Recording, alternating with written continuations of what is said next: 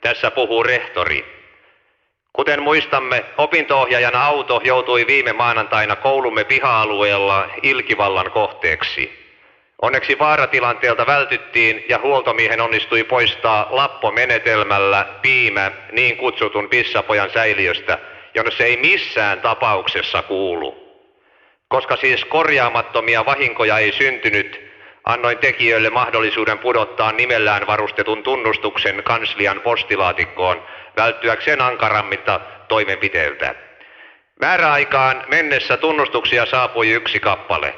Joukossamme on siis vain 1 oppilas, joka on kyllin suoraselkäinen ottaakseen vastuun teoistaan. Ja tämän oppilaan nimi on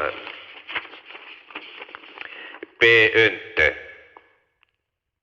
Siis pönttö. Jaa.